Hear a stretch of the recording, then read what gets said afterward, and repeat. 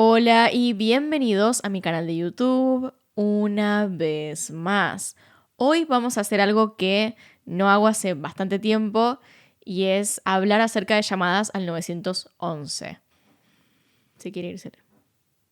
Así que en este video recopilé algunos casos. El último de todos, por cierto, es un misterio. Lo último que se sabe es esa llamada que les voy a mostrar. Así que ahí arriba, en la que está en pantalla, pueden ver el resto de mis casos. Acá abajo tienen mis redes sociales por si quieren seguirme en alguna de ellas. Y sin nada más que decir, comencemos.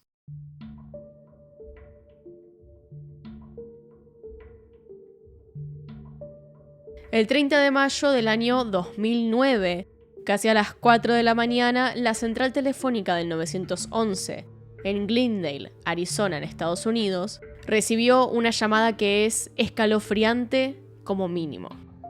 Quien llamaba era un hombre que, ante la típica pregunta de ¿cuál es tu emergencia?, respondió lo siguiente: acabo de matar a mi familia con un cuchillo, a todos ellos, a los tres. 911, what is your emergency? This family. This isn't a joke. Please come out here right away because I am terrified. Are you sure they're not breathing? My son was. Where's your wife at?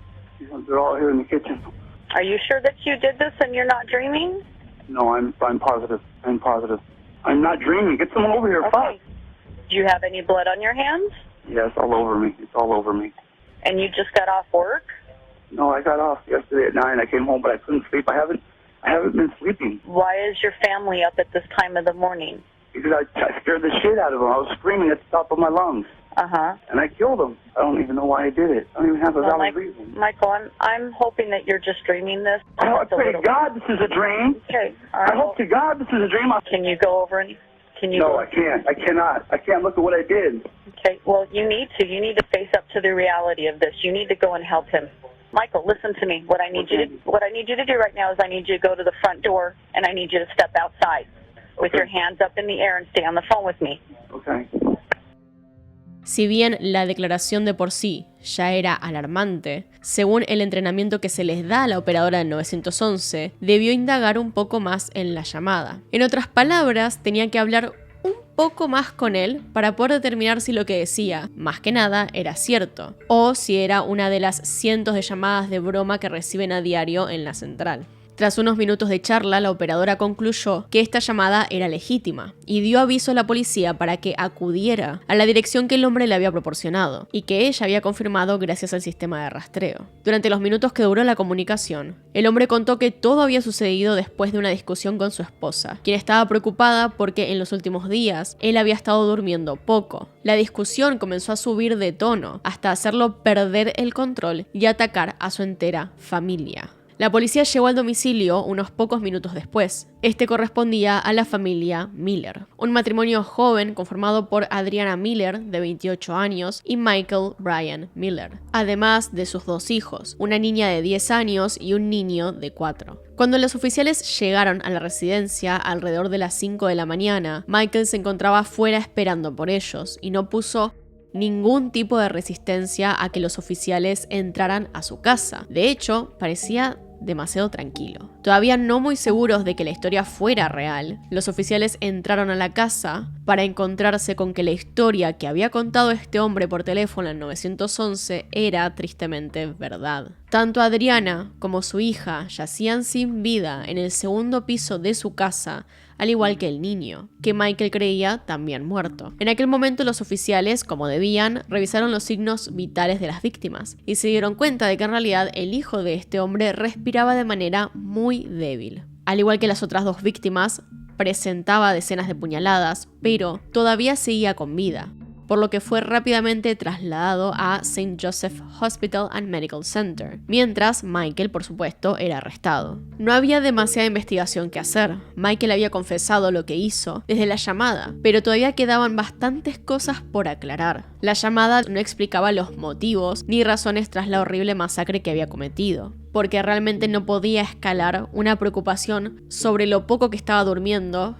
a matar a toda su familia. Una vez en la estación de policía, Michael extendió esta versión de la historia. Confirmó que en los últimos días no había estado durmiendo demasiado y que dentro de él existía tanto un diablo como un dios que muchas veces le decían qué hacer. El ataque primero a su esposa había sido orden de su parte diabólica. Agregó también que cuando comenzó a atacarla con un cuchillo de su cocina, lo hizo mientras cantaba una canción del rapero Eminem llamada 3am, la cual es de por sí bastante violenta, ya que cuenta la historia de un asesino. Los gritos de Adriana hicieron que su hija mayor se despertara y entonces sufriera el mismo destino que su madre: ser apuñalada varias veces hasta perder la vida. Sin embargo, a quien apuñaló más veces fue en realidad a su hijo, a quien recordó había acostado la noche anterior él mismo en su cama. Cuando le preguntaron por qué había apuñalado más de 11 veces al pequeño de 4 años, contestó que era porque era el que más quería de toda su familia. Además de esos macabros detalles, aseguró que mientras asesinaba a su familia se sentía extremadamente enojado, pero que no podía explicar por qué. Una simple mirada a su historial médico permitió saber que Michael tenía diagnosticado 2 trastornos mentales que podían llegar a explicar sus actitudes. El primero era bipolaridad, lo que podía ser la razón por la que Michael no hubiera estado durmiendo los días antes del crimen, habiendo entrado en un episodio de manía. Y por otro lado sufría de esquizofrenia, lo que podía explicar el por qué Michael creía ser capaz de escuchar tanto a Dios como a Satanás y cómo estos le daban órdenes, es decir, eran delirios y alucinaciones.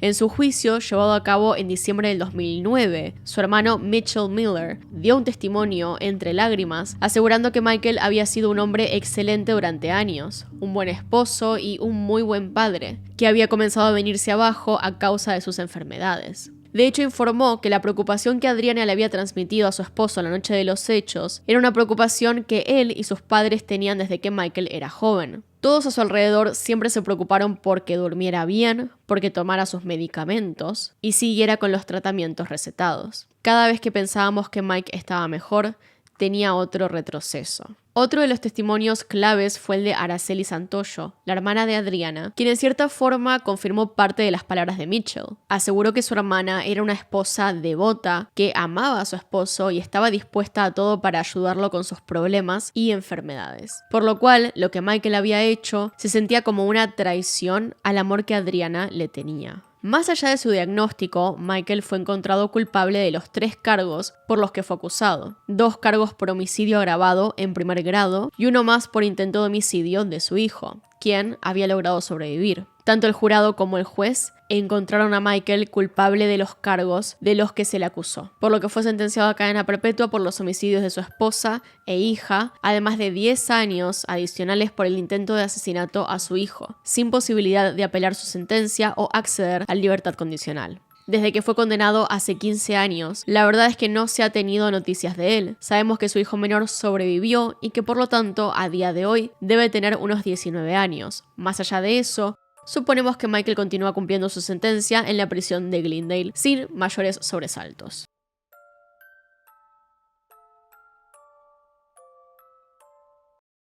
Vicky Edge, de 59 años, fue encontrada golpeada hasta la muerte dentro de la casa de su novio, Jerry Odom.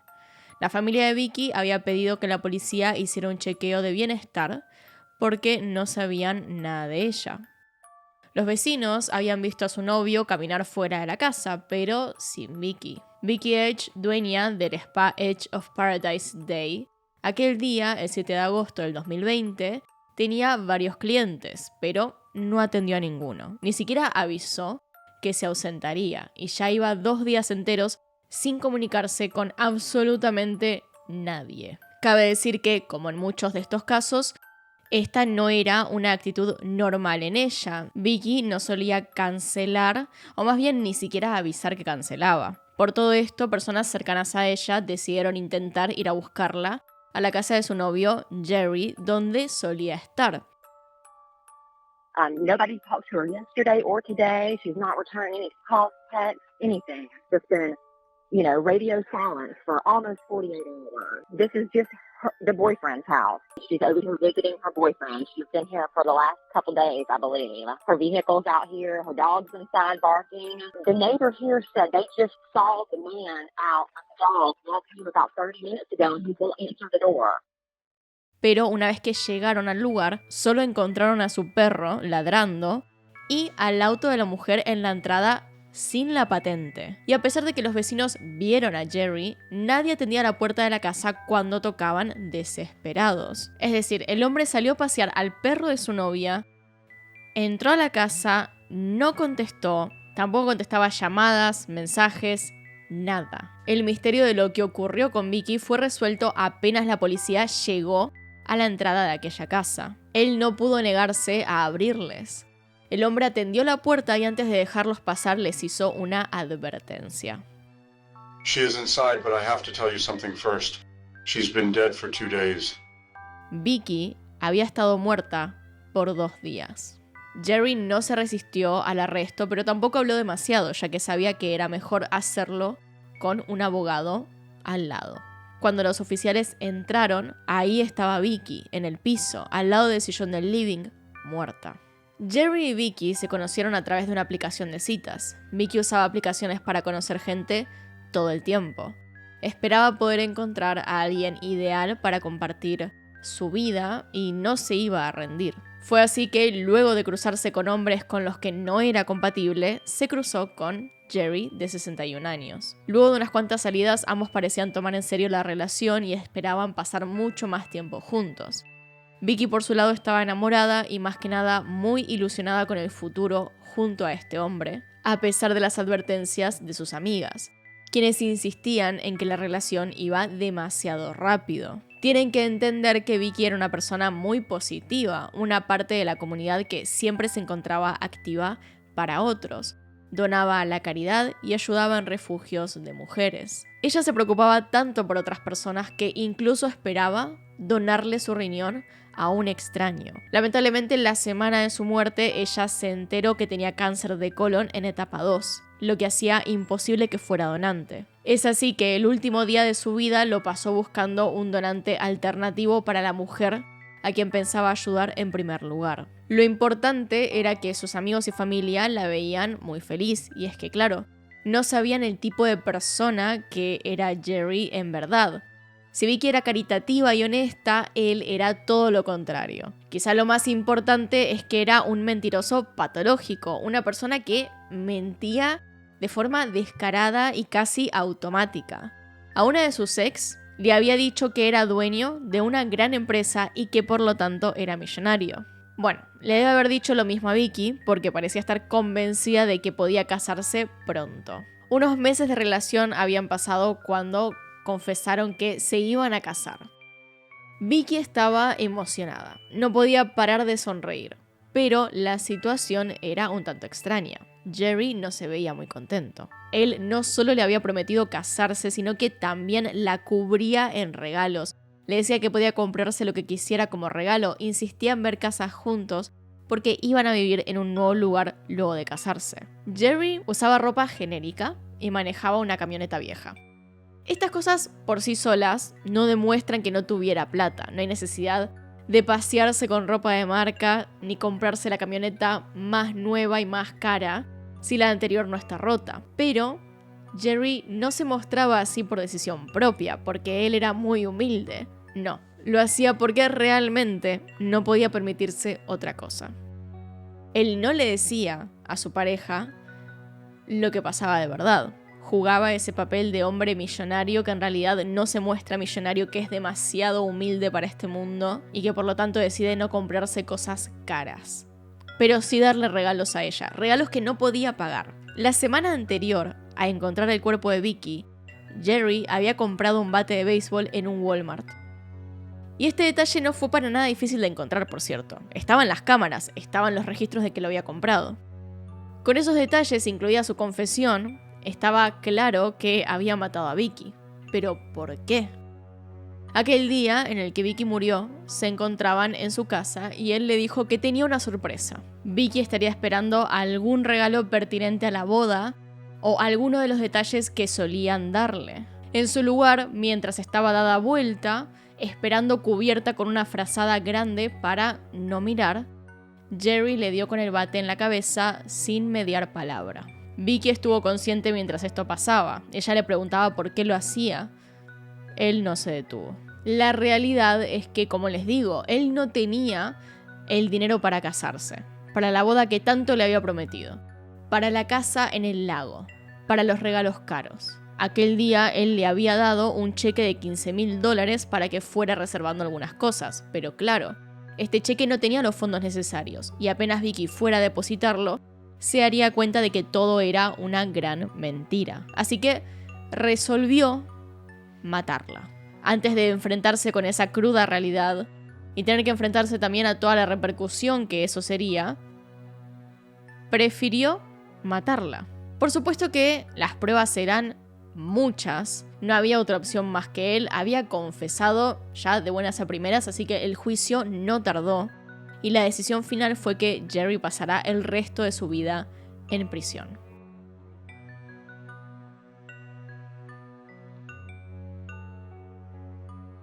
El número de emergencia de Chile recibió una llamada que en un principio parecía equivocada. Una mujer quería una pizza.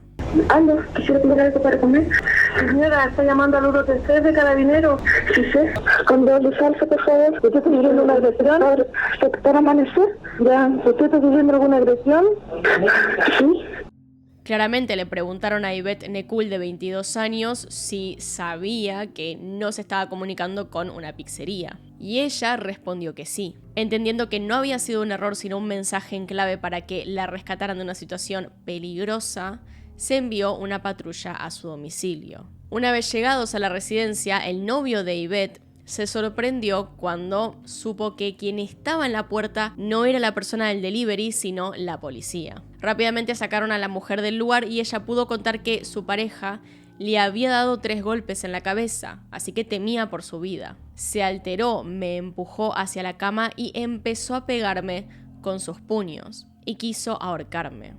Empecé a empujarlo con mis manos y me tiró el huesito del meñique. Igual me defendí. Le di una patada a él porque me estaba pegando con sus puños en la cabeza y me dolía. Tenía miedo. Me roció con colonia y me encendió fuego. El esposo de Ivette, Agustín Fuente Alba, fue detenido por el abuso, ya que no solo la había golpeado en la cabeza, sino que también la ahorcó y la roció con perfume en un intento por prenderla a fuego, logrando quemarle el brazo. Si la historia les resulta familiar, es que seguramente la conocen, pero porque también ocurrió en Estados Unidos, más precisamente en Ohio. Hace mucho que circula por internet una llamada al 911 donde la víctima pide ayuda de la misma forma, ordenando una pizza por teléfono, algo que su agresor no se imaginaba. I would like to order a pizza at... You called 911 to order a pizza? Yeah, apartment... This is the wrong number to call for a pizza. No, you're not. I'm getting you now. Is the other guy still there? Yeah, I need a large pizza. All right. How about medical? You need medical? No, with pepperoni. Turn your sirens off before you get there. Caller ordered a pizza and agreed with everything I said that there's domestic violence going on. De este caso se hicieron muchas parodias y también referencias en redes sociales. Quizá hayan escuchado alguna reinterpretación. Simón Rey López fue arrestado luego de que una mujer llamara ordenando pizza y contestando todas las preguntas relacionadas a una emergencia que le hizo el operador. En realidad, la persona que realizó esta llamada fue la hija de la víctima de violencia, quien tenía en aquel momento 57 años y vivía con Simón López. Esta llamada es la que en un primer momento se viralizó y causó un tanto de controversia. Por un lado, hay gente que no quiere que se sepa esta técnica para pedir ayuda, justamente porque un agresor podría darse cuenta de lo que está pasando y la situación escalaría rápidamente.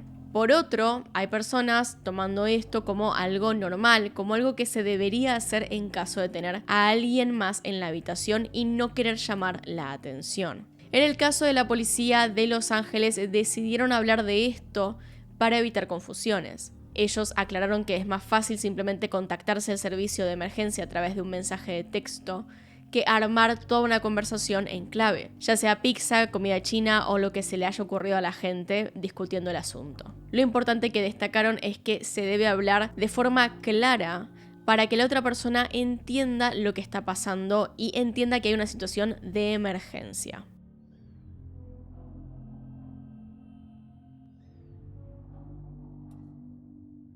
La familia Shinley parecía normal, o al menos así se hacían ver. Una pareja de cristianos de 47 y 46 años viviendo en Georgia, Estados Unidos. Krista y Tyler eran padres adoptivos. Hacía 10 años que le habían empezado a dar hogar a niños que se encontraban en el sistema, lo que por supuesto los hacía ver aún mejor como personas caritativas y humildes. Tenían 3 hijos biológicos y 5 adoptivos. En mayo del 2023, una mujer encontró en la calle a un niño. Él había pasado por la puerta de su casa, así que ella fue a ver si estaba bien porque parecía un poco perdido. El niño le dijo que no le dijera a sus padres y que no lo devolvieran a su casa. Ella no sabía quiénes eran sus padres, pero llamó al 911 para informar lo que estaba pasando. Y esto destapó años de abusos.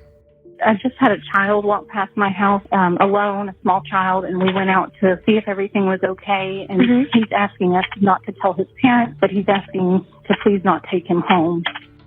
El niño tenía 10 años, pero pesaba tan solo 16 kilos. Obviamente depende de varios factores, pero debería haber estado por lo menos en los 25 kilos para que se den una idea. Cuando lo encontraron dijo que estaba yendo a comprar algo para comer. Estaba claramente desnutrido, así que lo llevaron directo al hospital. Cuando la policía halló la identidad de los padres, fueron a la casa de inmediato. Este niño había sido encerrado en su habitación, dejándolo solo, sin acceso a electricidad, comida, ropa o alguna interacción social. Tampoco tenía agua corriente, no tenía ventanas para ver afuera o siquiera papel higiénico. Básicamente estaba él solo en una habitación por tiempo indefinido. Los padres habían hecho que sus hijos fueran educados en casa, por lo cual no tenían ninguna razón para presentarse en una escuela y que alguien viera que uno de ellos estaba mal. Los otros hermanos no parecían estar heridos, pero el hermano mayor de 20 años, Ethan, fue arrestado junto con sus padres. Los cargos de los padres incluyen intento de asesinato, así como crueldad de primer grado hacia niños por causar dolor físico y mental excesivo a su hijo, cuando intencionalmente le retuvieron la comida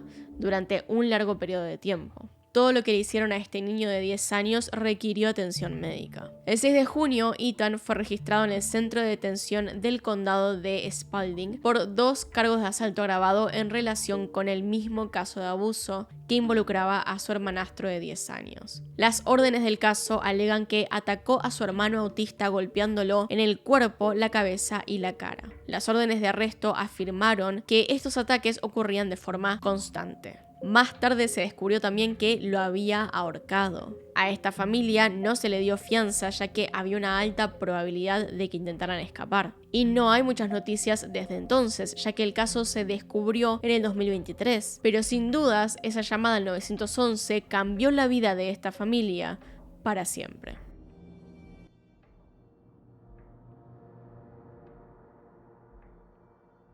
Somebody just came in and shot my fiance in the head. I think his mom's on the phone. Somebody came in and shot somebody. You know who was shot?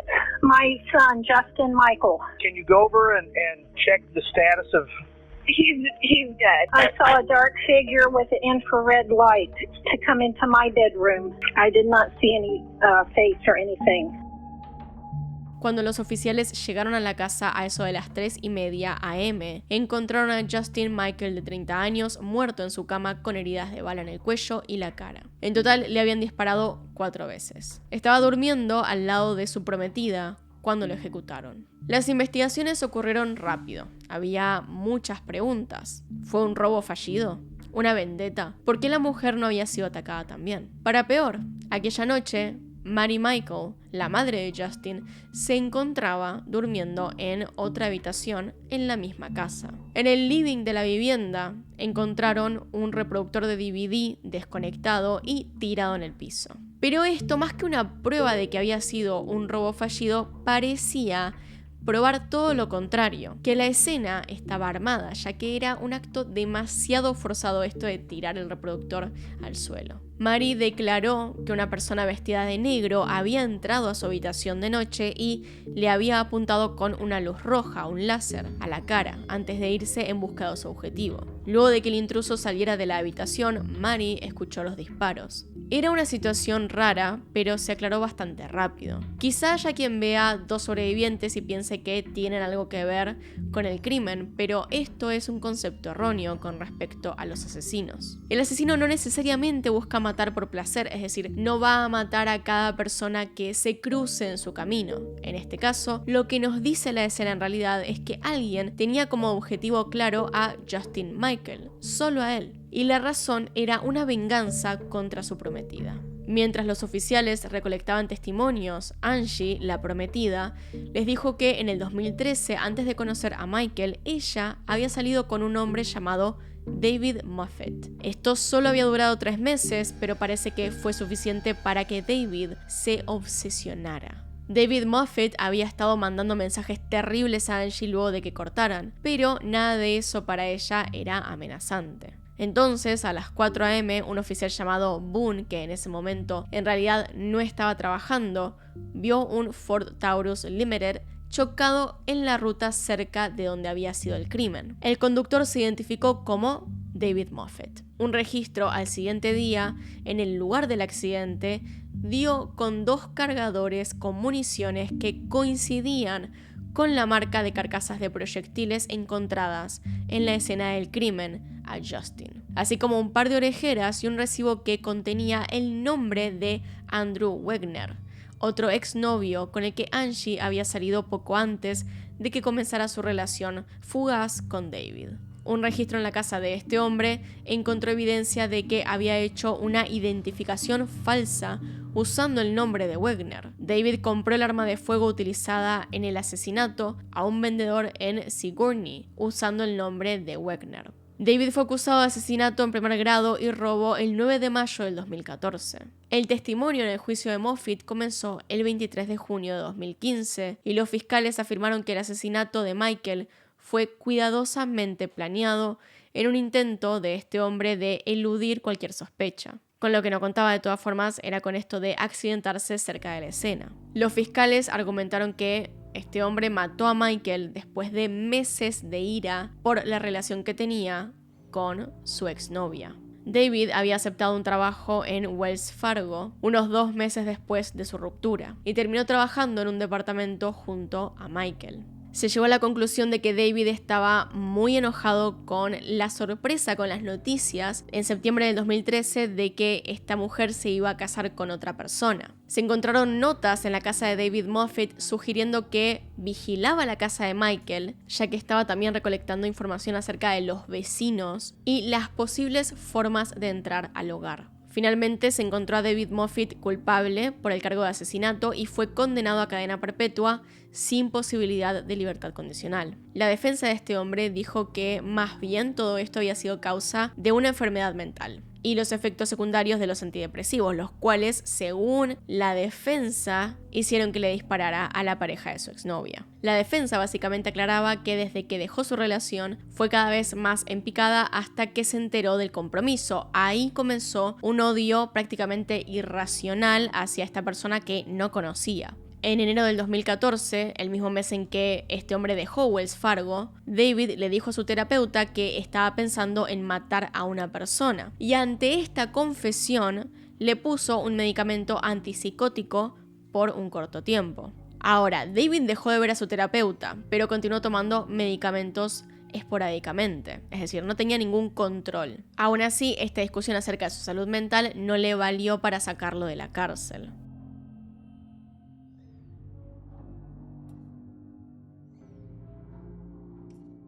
El 18 de junio de 1982, Kelly Bergdorf, de 20 años, desapareció mientras trabajaba en la estación de servicio Imperial de Harrisonburg alrededor de las 2:30 de la mañana.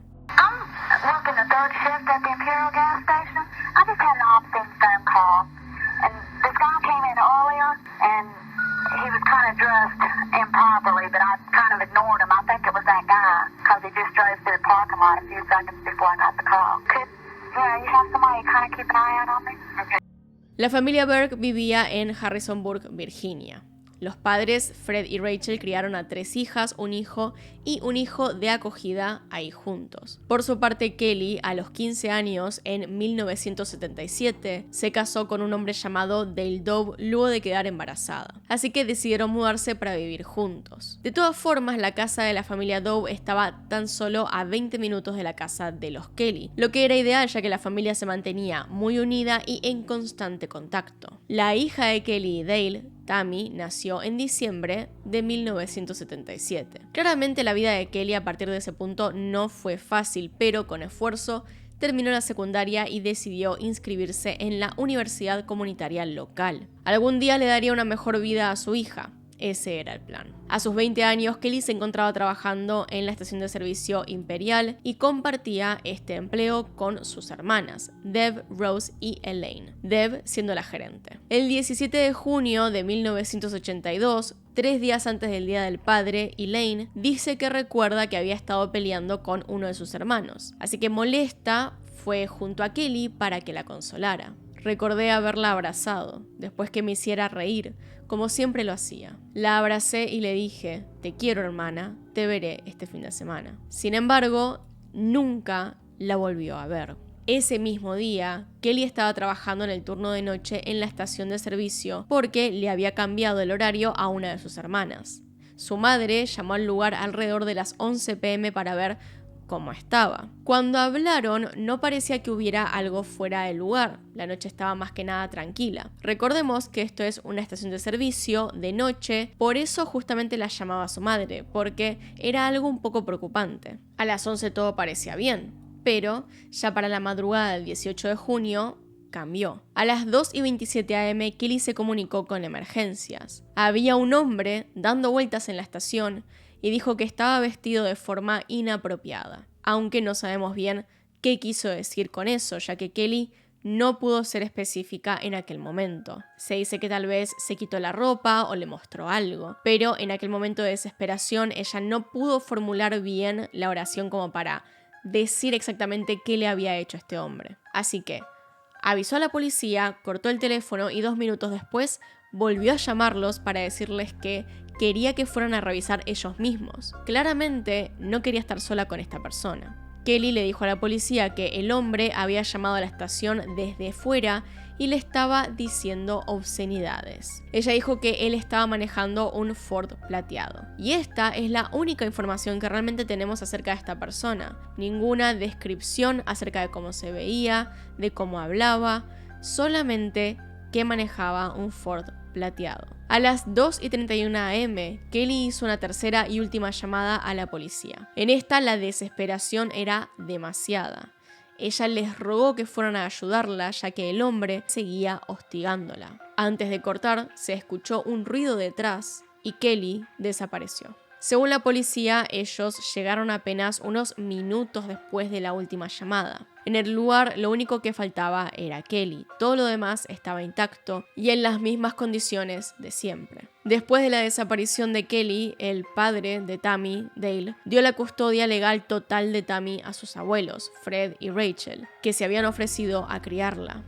Tammy tenía 5 años cuando su madre desapareció. Ahora tiene 2 hijos propios. Hace 40 años que Kelly desapareció y esas llamadas son lo último que se supo de ella. En este caso hubo varios sospechosos, aunque ninguno demasiado importante para la policía. La única esperanza que tienen es que con la nueva tecnología de ADN se pueda encontrar al culpable.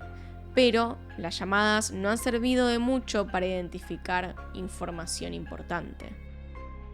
Y bueno, hasta acá llegamos con el video de hoy. Díganme qué opinan y si conocían también alguno de estos casos de los cuales hablamos. Hay algunas de estas historias que se quedan bastante cortas, que no se les pueden agregar demasiados detalles, pero después hay otros casos de los cuales si quieren puedo hacer un video para cada uno más largo. Para recomendaciones de casos, por si me quieren mandar algún link, algún documento, algo mucho más largo que lo que puede ser un comentario de YouTube, ahí abajo en la descripción de todos mis videos está mi mail, por si quieren enviarme todo eso ahí. Dicho eso, acá están los Patreons y los miembros del canal, gracias por apoyarme a través de esos medios.